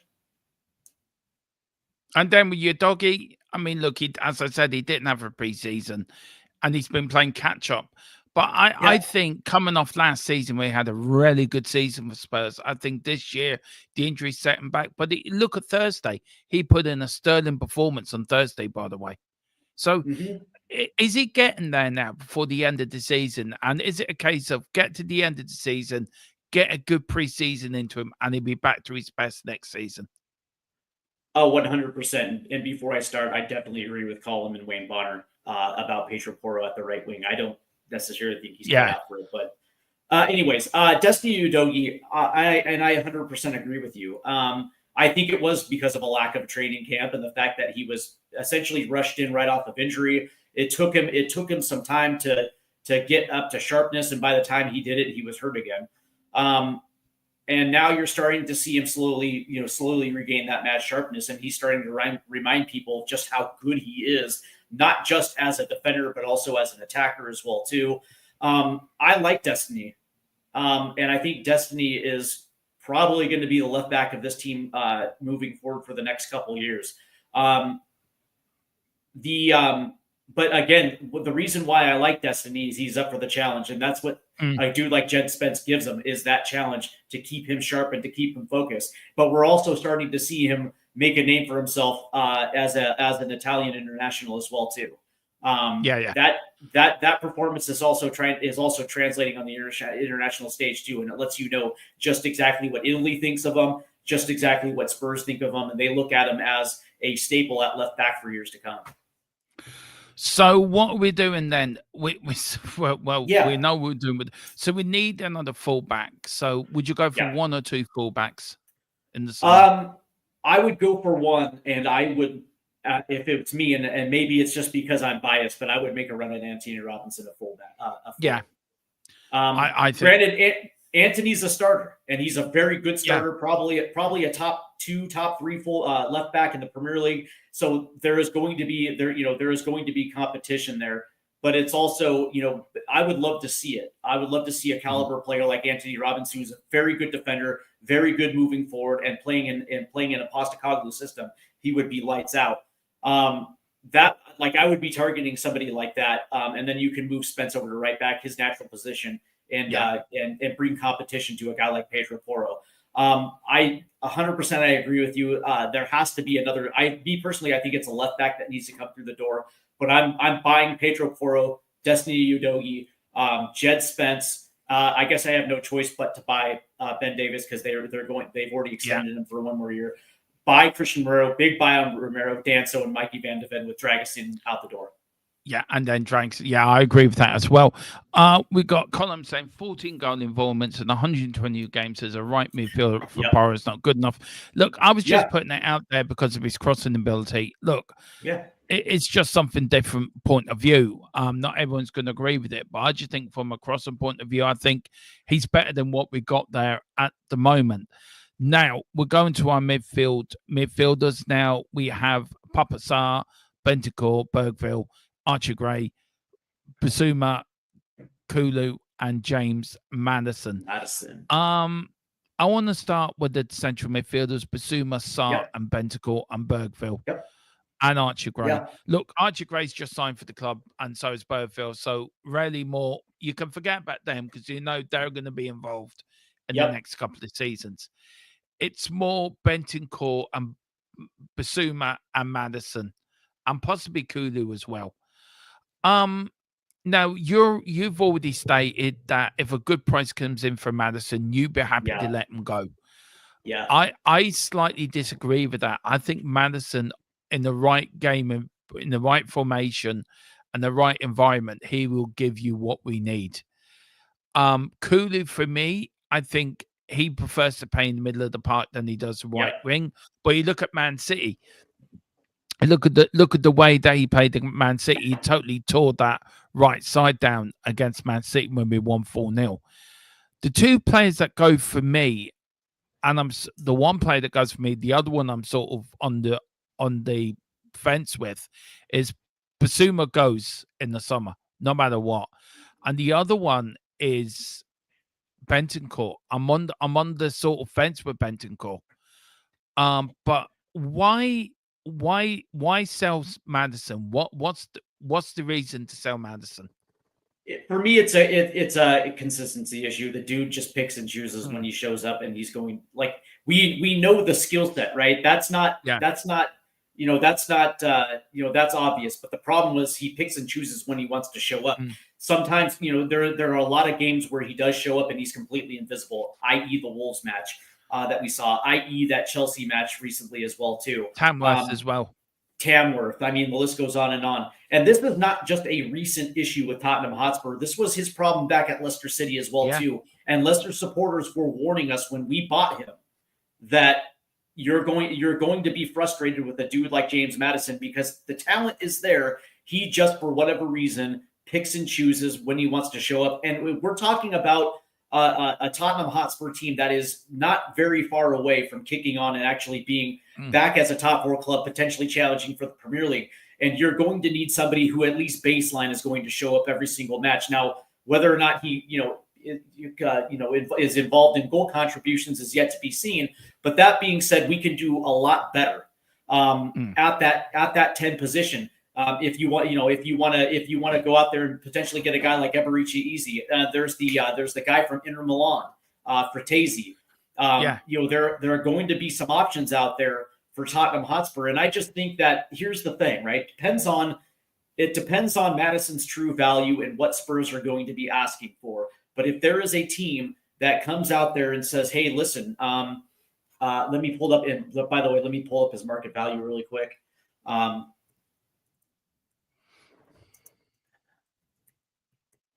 And let me pull it up real quick. The one thing that I will say is if a team shows up and says right now I think his market value, according to Transfer Market, just out of curiosity, he's a free agent at the end of 2028, and I think his Yeah. Anyway, so let's just say that there's another Premier League team that comes in and just says, "Hey, listen, man, we like him. We think he's going to be, he's going to be an asset. So we're going to offer you, I don't know, let's just say 65 million for him." And if that's an opportunity for a team like Spurs to sell high on an inconsistent player, you have to think about it, right? Because the way I look at it is, you still have Kulusevski. You still have Decky, who, in my opinion, is also who also can play that role and is very good in a too high 10 system. And that's the thing. It's like you also want to develop a same partnership up the field as you do at the back of the field, and you want leaders as well too. And so one of the things that bugs me about James Maddison is the fact that he doesn't take enough chances. And we saw that, and we see this week in and week out. Now, granted, I understand that he drew the red card against Frankfurt, where he actually was brave, decided to make a run. But there's many times where we're looking into the box, and Solanke's on an island, and James Maddison is just sitting there chilling, not willing to make runs into the boxes. And sometimes I question his distribution as well too. But that being said, it's like I like James Maddison, but I also think that this is an opportunity for the Spurs to get creative and get better at that 10 position. Yeah. Current value. I know you like him too. I know you. Yeah. So it's 50 million. 50 million. Like, look, I think you make a very compelling argument actually on Maddison. I think I've been listening to you, and I've been in my head. I've been thinking, do you know what? What he says makes sense. Yeah. Look, how many times have I complained during watch-alongs, especially with you, about the moaning Maddison does? He's always moaning. You see his hands going up in the air, and I know I've said it in times with you, and Colin has said it in the chat. He's our Bruno Fernandes. But I just feel there's something there with him. When he turns it on, when he does turn it on, he really is a world-class player. He really can. But you need it consistently from him. Because let's say you're in a cup competition, or let's say that you're challenging for the Premier League and you have a massive game against Liverpool and he no-shows, but he showed up the week before, but all of a sudden he no-shows in a big game at home against Liverpool or City, you get what I'm saying. Yeah, I agree with you. I agree with you. I'm not disagreeing. I totally agree with you. I mean, it's a good argument to make, and that's what drives me crazy, because Matters actually is a good player. Yeah. So if you do so, Maddison, there's Eze out there, as Boris said, but you can put Decky in there as well in that number 10 role. Yep. And if you want, you can also. I was going to say, and if you want, you can also start developing Bergvall as that second 10 if you want to go young. Yeah, for sure. Well, the point I'm making, does Decky or Bergvall offer you more than Maddison on a consistent basis? 100%. Yeah, 100%. I out the two, do you know what? Out the two, if I had to pick between Decky and Bergvall as a new number 10, I would go with Bergvall. I think Bergvall offers you more than Decky does, a bit more. I think he's more I think he's a more 10 than people make him out to be, actually, Bergvall. You know why I like Decky and Bergvall? Do you know really why? Because they play for the badge. They play for the badge. Yeah, they play for the badge. Yeah. And that's something that wins me over, because yes, obviously they want to make money and they're worth it. But they also recognize Tottenham Hotspur, and they recognize the fans, and they recognize the club, and they play hard. Yeah, Like they that's what I love about them, is like when the whistle blows, they play hard. Yeah, and look, I get what everyone's saying about Maddison. When he was at Leicester, I wanted him at Spurs. I always said I would love him at Tottenham because he scored one goal against us with the outside of his foot. He flicked it over Luis's head like when we won 6-2. And you're thinking, God, I love that at Tottenham. You are right. He does pick his games. You are spot on that. And Colin makes the best point right here. He's 28 years old, and the time is to sell high on him right now. Yeah, I did bring it up. 50 million. It'd be a no-brainer. That's a no-brainer. If somebody comes in with 60, 65 million, do it. Yeah. To be fair, I don't think he is. I do like him as a player. I don't know. Maddison for me is one of those players that I like a lot, and I really want him to prove everyone wrong. But when you look at the logical side of it, you can't have him not turning up for every game, where Bergville and Decky turn up every game. I mean, you get 125 together and go and get Florence Watts, who is a far better player than Maddison is, by the way. Yeah, but we are Spurs TV right up there. Just summed it all up. That's exactly right. That's exactly right. But that's the thing. It's like, would Maddison be okay? Would Maddison be fine being a squad player? And I don't think the answer is yes. I think Maddison wants to be a starter. But because I keep hearing that from Spurs fans, it's like, yeah, well, Maddison would be a good squad player. First and foremost, are you going to have that type of money that he's making right now, sitting on the bench being a squad player? Probably not. That's probably going to be the first thing. But I think he would actually become a clubhouse cancer if he became a squad player. And also, he's not captain material either, by the way. I don't think so. No. How many times? So look, for argument's sake, we're going to sell Madders. We're going to keep Decky. We both agree Basuma goes. I think we both agree on that. Yeah, what's funny, man, is I like Yves Basuma. I think his skill set is good, and I still remember the player at Brighton. At Brighton, and you know what? That's the thing, is I think that I don't think he was fully committed to Tottenham Hotspur. I'll just say it. I don't think he was committed. I don't think that he got along with Ange Postecoglou at times, and I also don't think he's committed to his own craft. And I hate to say that, but there are different personalities to players, and he has to be in a system that's going to play to his strengths. And I just don't necessarily think that is Tottenham Hotspur. And it's unfortunate too, because the dude actually has a pretty solid skill set. It's just he's not showing up. He's not doing the things that he needs to do. No, he's not. My camera seems to be working a bit slow. I don't know why. Yeah. It's all right. Sorry about that. Maddison is not the player those to score your goal in the North London derby when you need one. Or if you're playing the Real Madrid in the Champions League, he needs a goal. He won't get it. Yeah, exactly. I do agree with you on that. Colin says 170,000 per week to be a squad player, turn up once a week. Sign me up. I'll do that. I think we all do that. Then we are Spurs TV says Cody Gakpo is a big player. It's a big game player. Foden during the treble winning side was a big game player. Salah is a big game.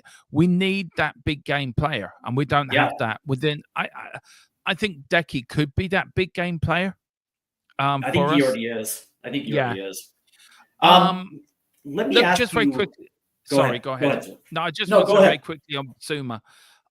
Just sell the player, please. Just sell him. And by the way, Basuma's market value is 28 million, and I think that he's making about 55K a week. And again, it's an opportunity to bring back those wages and put him in the right positions. But also, you're probably not going to get 28 million. You're probably going to get anywhere between 20 to 25, and I still think that's a solid return on that investment. So I think it's just time. But my question to you is, and I'm curious to know, and we'll get into Betancourt in just a minute, because I'm curious to hear why you feel about Bencourt the way you do, but what do you feel about Papsar? I love him. I absolutely love him. I feel he's the engine in your midfield. He gives you that goal threat as well, but he also gives you that defensive work as well. He's got a great engine on him. I love Papasar. I think he's a great player. I think when he plays with the right midfield, excuse me. Ooh, bless Pardon you. me. Sorry. Thank you. I love Papasar. I absolutely love him. I think he plays for the badge. He doesn't give up.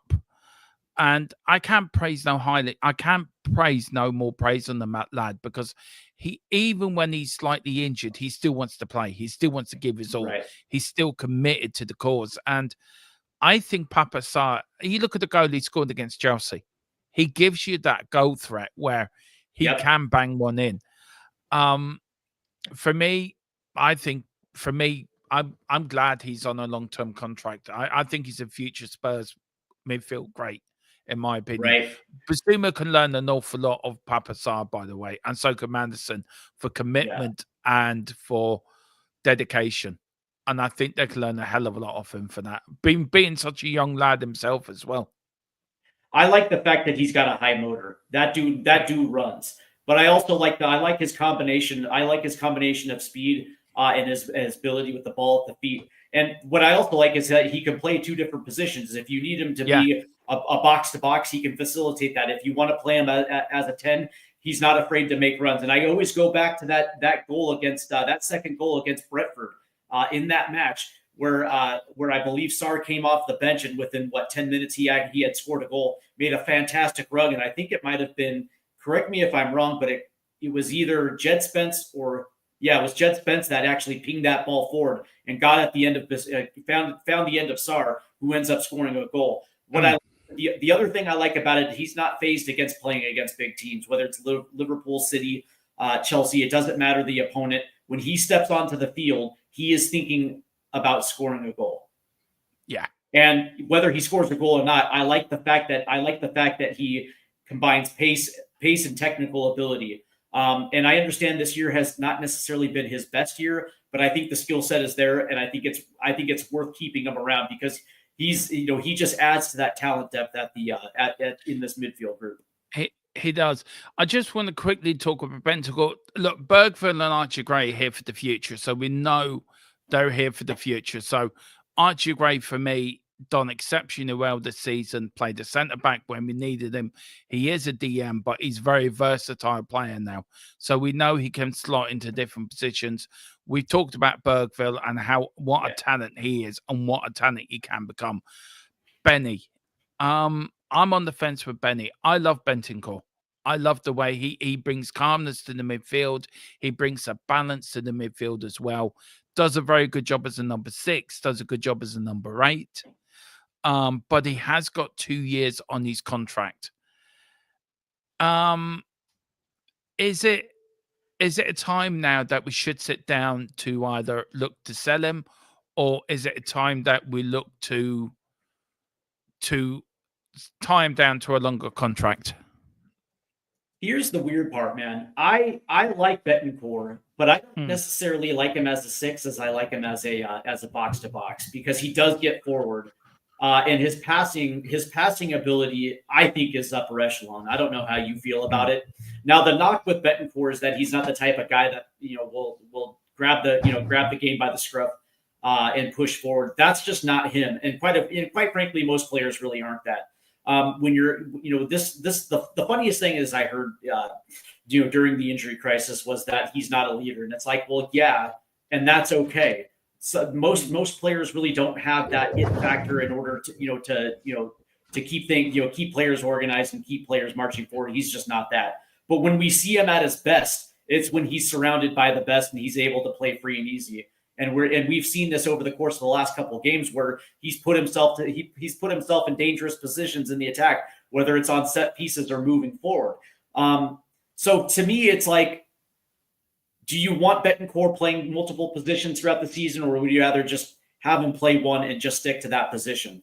I'm kind of at that level where I think he's better as a box to box, but I also think that at times he looks good as a 6. So I think he's worth keeping around for if he's got 2 years. I think it's worth keeping him around. Yeah. And yeah, Wayne Bonner and I agree on that. He just needs better players around him, and he just seems to be a better player when Romero and Van de Ven are behind him, and Madison and Kulusevski are in front of him. Where those guys take the pressure of the game off his shoulders, and he's just able to play his game, and he just seems to turn up. But that being said, it's like, how do you feel about that? I mean, would you rather see him as a box to box or a 6? I'd rather see him as a box to box, because if you're playing with Bergville plays that number 6 role, and it releases Bentancur to do what he does best. I mean, Bentancur has got some cracker goals from outside the box as well over the years. I feel it's better when the midfield tree of Bentancur, Bergville, and Madison, that midfield gels for me. Yeah, that is a midfield. When he plays even with Papa Sarr and Bergville in that midfield, that gels. It's when he has Basuma in there, it doesn't work. But then he's got to cover two sides. Basuma and Sarr don't work together, because Sarr's got to cover both sides, because we know Basuma goes missing in games. So, but Bentancur, I think he's a better box-to-box midfielder than he is a number 6. But he's very effective as a number 6 as well, by the way. And I think our midfield looks good. I feel you get rid of Basuma and you add to that, I think you got a very good midfield tree, defensively and attacking midfield tree myself. So I am going to go for keep Sarr, keep Bentancur, keep Bergville and Archie Gray are on long-term contracts anyway. Sell Basuma, keep Decky, and I don't believe I'm going to say this, but you lads have won me around with your arguments. Sell Manson. Before I get into the buy and sell, I just want to say this about Decky, Bergvall, and Archie Gray. Keep Decky as a 10, develop Bergvall as a 10, and for God's sake, stop playing Archie Gray at right back and center back, and play him and let him develop at his natural position as a CDM, because that's where you're going to get the very best out of Archie Gray. And it is now time to let Archie Gray get some run out towards the end of the season as a holding midfielder, and just let him develop, for Christ's sake. You appreciate that he can cover different positions, but you didn't pay the $40 million for him to be a right back or a center back. You did it because he's a holding midfielder. So I'm going to buy Papsar, buy Bentancur, obviously Archie Gray and Lucas Bergvall. I'm going to sell Yves Basuma. I'm going to buy big on Decky, because I think he should be our captain moving forward. And I just think that dude is phenomenal. And if the price is right, and if we get the right asking price for James Madison, then obviously sell. That's the way I feel.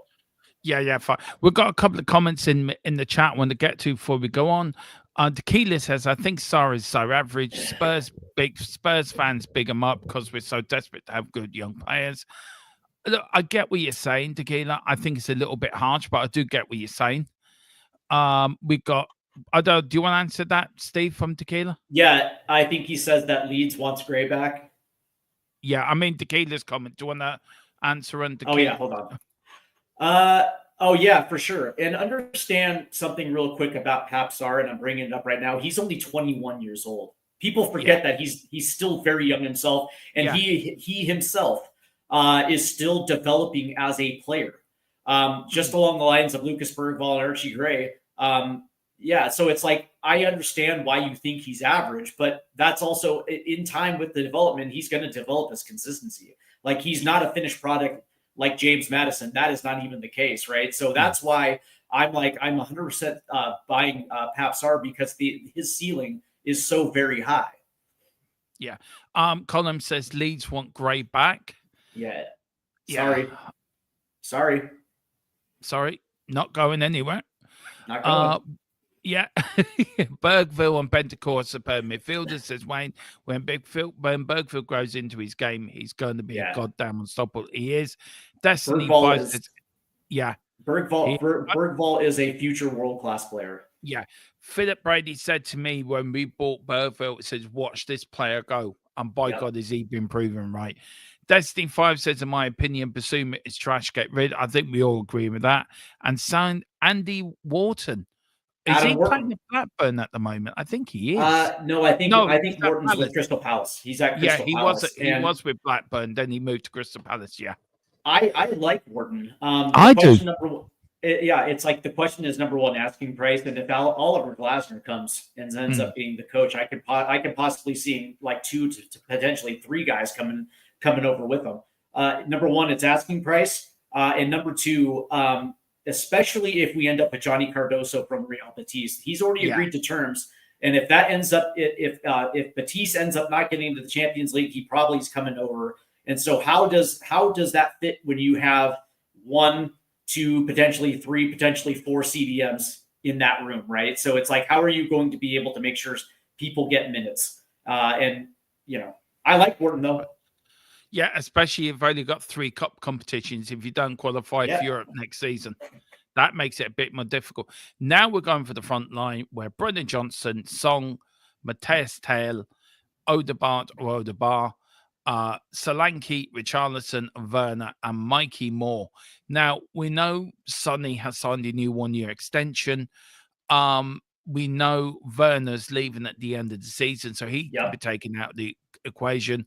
There is talk about Matthias Tail. Spurs not wanting to pay the 60 million or 50 million price tag. We talked about it last night in the MLS, that you might as well go for Harry Kane if he's 53 million, which I think would be a better deal. Look, let's start with Sonny. Sure. Look, I think Sonny's I think Sonny gets so much disrespect, is criminal. He's a legend of the club. He's been at here 10 years. He deserves more credit than what he gets. He's got us out more holes than I can count on 1 hand and 2 hands and fingers and toes. Look, there's no shame in saying he's now 31 or 32, I think. He is going to lose a step in pace. He is going to lose his bit of pace. I think Sonny's better as a sub-impact player now going forward.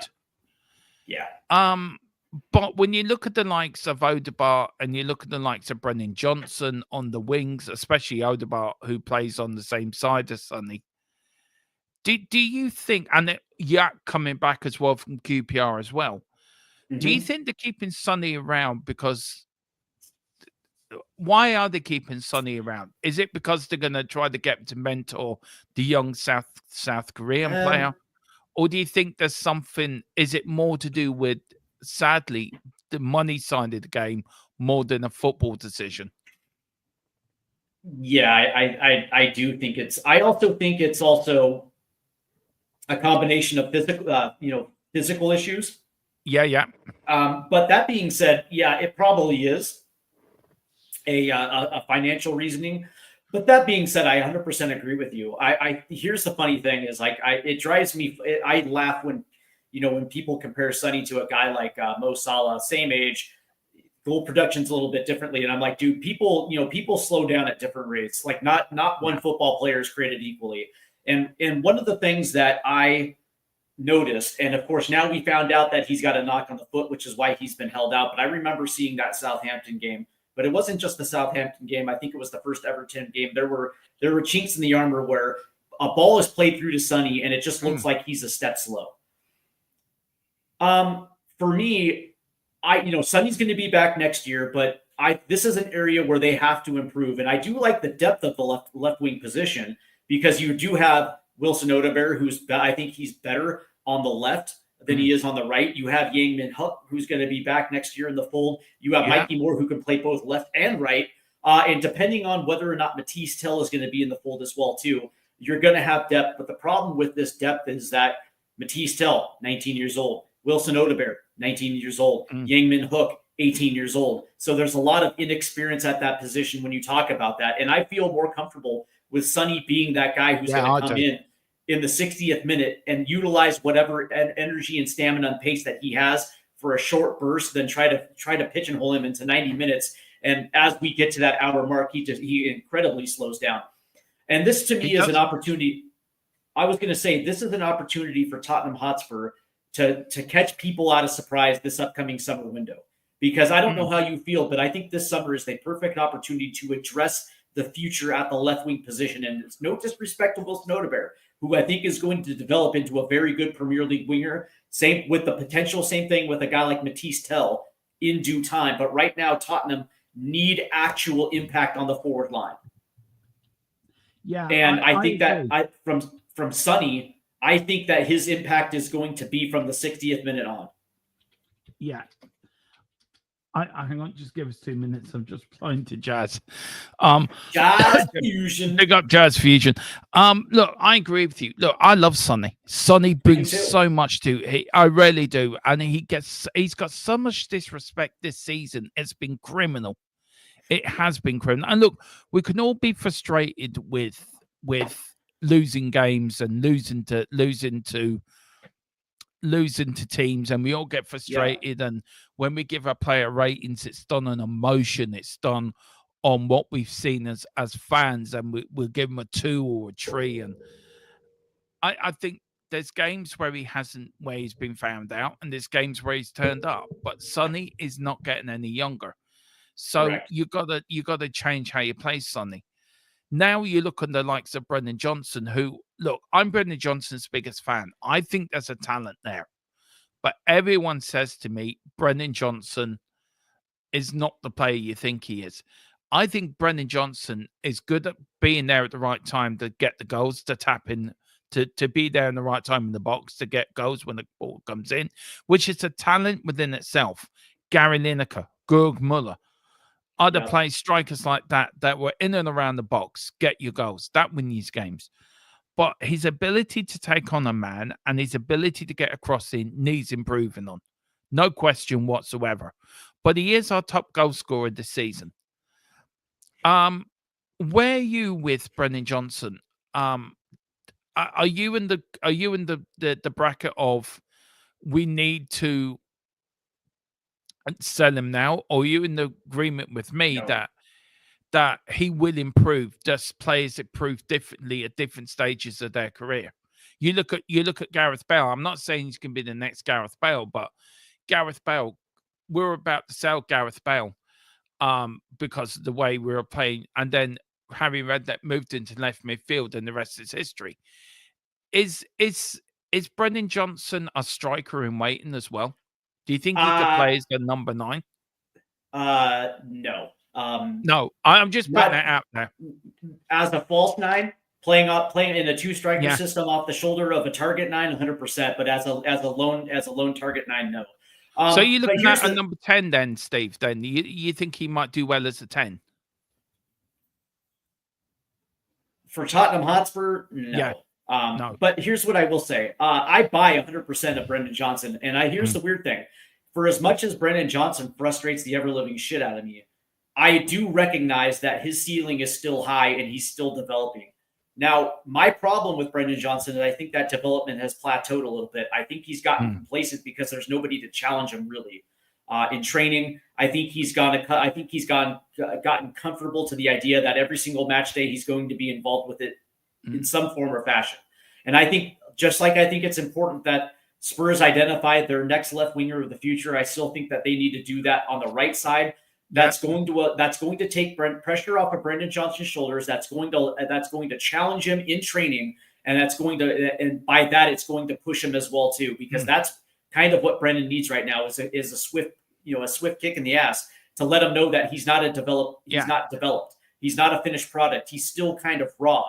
And I think that would do a world of good for Brendan, because it's going to make him sink or swim as a player. And I think this is the time where he kind of needs that. But there's no doubt there's a talented football player in there, because you do see it at times. You know what I mean? The problem with Brendan is a consistency issue. And right now he's like, when is he the most impactful? Against relegation fodder, against your Southamptons, against your Ipswiches, against your Leicester Cities, or whatever the case may be. He definitely shows up against weaker defenses. But when it comes to the top teams in this league, he seems to fold up, and he has a problem going 1v1 trying to skin his man. He usually stops short and pass back. But I will say this though. I do think that Brendan Johnson has a future at Tottenham Hotspur, and I think that position needs to be tweaked in order for him to feel a little uncomfortable. Do you know what I mean? Yeah, I do. I do. I really do. Look, we're short on time. I need to, because I've got somewhere to go. So look, we'll quickly get through this. Sorry, it's just something that's cropped up. Mateus Tel, would you pay the money for him? Not at 60 million. Sorry. No. What would you pay him for? At 25 to 30 million, 100%. Yeah, definitely. I want to talk a little bit about Odegaard. Yep. I think Odegaard, he excites me. He really excites me, Odegaard. He really does. You give him another next season, a proper preseason, injury-free. I think he's a talent. He really is. And Mikey Moore as well. Do you want to see more of both them young players before the end of the season, and definitely more involved in preseason and next season? Oh, without a doubt. Wilson Odegaard, whose natural position is on the left side, although he can play the right side, and he looks pretty good on the right side. I think that development needs to stay exactly where that is. But I also see a winger that in 2 years is going to be one of the most goal dangerous wingers in the Premier League. I just think that development has to continue, and I hope next year we see it in the cup competitions when we're playing a Liverpool, or we're playing an upper echelon Premier League team in a cup competition where he gets a start, and I think you're going to see goals. I think that he's so close to kind of hitting that peak and hitting his stride. Like, I feel like he's that close. With Mikey Moore, my biggest issue with Mikey Moore is that he's not getting a lot of run, and I hope at the end of the season he does get some. But if you're not going to use him, or if you're going to play him with the under 21s or whatever the case may be, loan him out. Loan him out to a championship side, loan him out to a League One side, and just let him start. Let him get first team experience somewhere in a starting environment. It's going to do him the world of good. Keep him in England, of course. But that being said, it's like, if you're not going to use him, I don't like to see him sit on the bench and not get any run out. At least do a solid by getting him out the door on a loan. Because for me, if what I want comes to fruition in the transfer market, there's going to be a new right wing through the door that's potentially going to be a starter. There's probably not going to be enough minutes for him, so you might as well just loan him out. Yeah, I totally agree with you on that 100%. Werner, glad to see the back of him. Hope never to see him in the Spurs shirt again. Just thank you, but goodbye. It sucks. I love Timo Werner, but it is what it is. I do. I love him. So did I, but it just has not worked for him in the Premier League. Neither at Chelsea or with us. It just has not worked for him. He's not a winger, man. He's not. No. The wing is like the moon to Timo Werner. Yeah. Like, at his best, at his best, he's a false nine playing off the shoulder of a target striker. And if you remember his best days at Red Bull Leipzig, he had a 28-goal season at one point. And then he made the disastrous decision of going to Chelsea, and I think that ruined him. That killed his confidence completely. Yeah. We're going to end up with Richie and Solanke. Look, this is my view. Richie, goodbye. Thank you very much. I think Richie has to go in the summer. I feel he was for me, he was a big fish in the small pool at Everton, where he could grow, but at Tottenham, he was a small fish in the big pond at Spurs. That's how I describe Richie in one nutshell. But you cannot disagree. He has a better, over the last 2 seasons, I think Dave brought it up, he has a better record than Solanke up front. But with Solanke, you get hard work. You get a lot of, he works his socks off, but you're not going to get, I think Tequila said it in the chat here. Where is it? Yeah, here we go. He says Solanke works hard as a good work rate, but as I predicted, he didn't get you 19 goals he did before. He's not going to be your 24, 25, 20-year goal striker. Just quickly, sorry, Sir, I don't mean to rush you. I do apologize, man. You're good. Where are you with Solanke and Richie? Who do you keep Solanke, or do you sell Richie? What do you do? First and foremost, I love Richie, and I think he's a good player. And I thought he was ready for the move to Tottenham Hotspur from Everton. One of the things that the biggest problem is that his body broke down. He couldn't stay healthy, and I think a lot of it comes from the fact that he was asked to increase his work rate. Where at Everton, that was not the case. It's the same thing with Solanke at Bournemouth. Coming into Ange Postecoglou, you're being asked to do to play two different roles as a number 9. And I think that impacted his body. And once you have those injuries, sometimes they keep coming. And of course, unfortunately for Richie, he just stays injured. Yeah. And the problem with this is you need to have a competent 9 to play with Dominic Solanke. And so, the way I look at it, he's worth $25 million. You're probably not going to get it. And it's $90K off the wage sheet that you can use in different areas. But that being said, if Saudi Arabia comes calling and they're offering $60 million, you're going to sell him 100%. Yeah, of course you are.